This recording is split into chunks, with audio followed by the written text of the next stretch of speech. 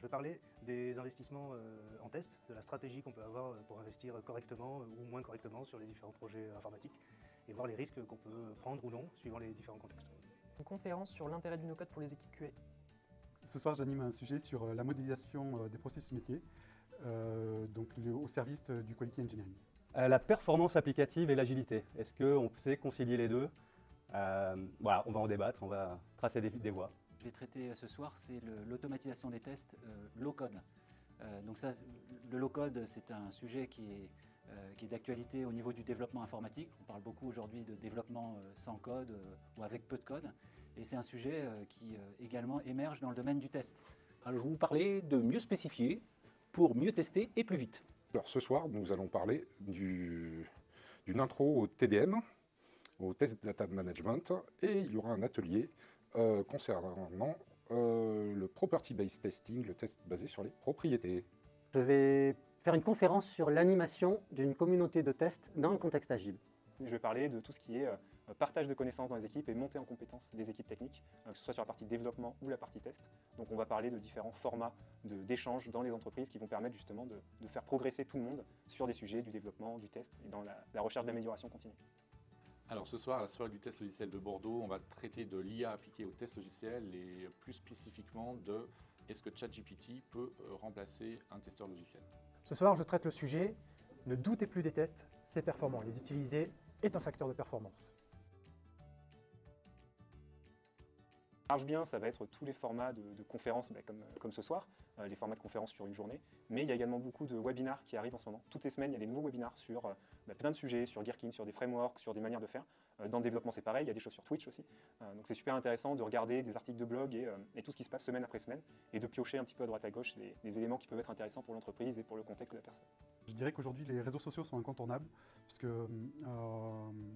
dès qu'un livre sort, on en fait la pub sur les réseaux sociaux. Donc ça ne veut pas dire qu'on va sur les réseaux, on lit plus de bouquins, mais que dès qu'une information arrive, on a la publicité de cette information via les réseaux sociaux. Donc pour savoir que quelque chose sort, les réseaux sociaux, c'est le premier vecteur. Et après, bien sûr, aller voir les conférences, les livres, tous les webinaires, toutes sortes de choses.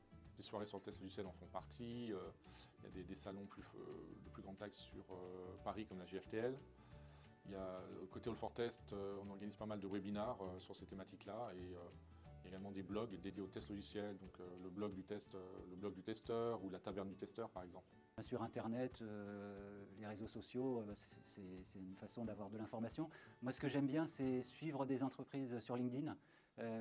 L'intérêt, c'est que dès qu'il y a des nouveautés, en général, ces sociétés font un post et donc ça permet d'être au courant de toutes les nouveautés sur ce qui existe sur le marché. Clairement, il faut suivre les événements qui sont associés à ça. Il y a des orateurs, des oratrices de très haute renommée qui parlent de ce type de sujet et il faut absolument les suivre sur les réseaux sociaux. C'est une première à Bordeaux, donc j'ai voulu contribuer, partager mon expérience et aussi saisir l'occasion de pouvoir rencontrer d'autres professionnels du métier. Alors, je pense que c'est important d'évangéliser aujourd'hui sur la communauté du test et notamment de présenter l'intérêt d'un outil no-code pour les équipes fonctionnelles et l'apport que ça peut représenter pour un outil comme Agilitest. C'est à Bordeaux et c'est un salon sur le test, ça m'intéresse. Du test est en pleine révolution en ce moment et on a beaucoup de choses à partager sur justement les nouvelles pratiques et tout ce qui peut apporter des choses au monde du test.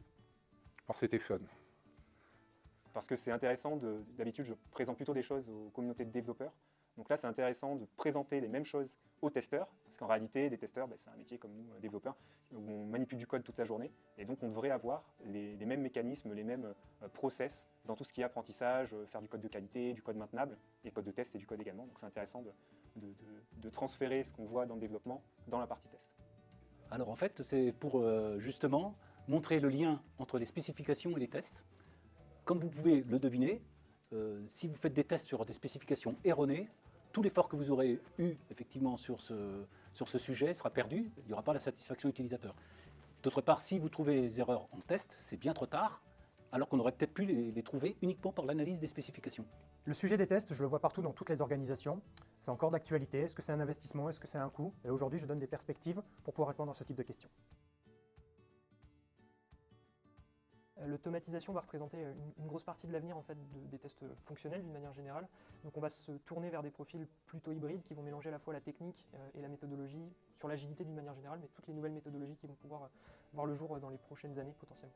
des technologies qui émergent, qui sont de plus en plus matures et de plus en plus rapidement. Donc, ça veut dire aussi plus de tests, mais aussi plus d'opportunités pour l'outillage de tests, pour les méthodologies de tests. Par exemple, l'IA ou l'analytique sont des bons exemples qui vont permettre d'optimiser la couverture de tests, d'automatiser les tests automatiques, l'automatisation pour l'automatisation. Je pense qu'on va travailler sur l'IA, sur le langage naturel, pour qu'il y ait une meilleure compréhension du besoin et justement, dès le départ, ne pas partir sur un mauvais code parce qu'il sera mal spécifié. Le test logiciel évolue dans une approche du quality engineering, donc une approche globale de la qualité qui va concerner aussi bien les testeurs, mais les développeurs, les product owners. Et un des enjeux, d'ailleurs ce qu'on va traiter ce soir, c'est comment travailler avec des nouveaux outils, notamment l'IA, le deep learning. Et c'est un des enjeux qui vont apparaître pour ces métiers de l'IT aujourd'hui. Le test logiciel a de l'avenir, c'est-à-dire que en fait, aujourd'hui, il y a de plus en plus de logiciels critiques, des applications au cœur du métier des entreprises, donc il faut que les logiciels soient de qualité. Et également, ce que moi je rencontre, c'est que les sociétés développent de plus en plus rapidement des logiciels. Et donc les besoins d'automatisation aussi sont importants. Fun, informative et conviviale. C'est une première à Bordeaux. C'est des rencontres et pas mal d'innovations. Sympathique, ouvert et dynamique. Sympa, convivial et très pro.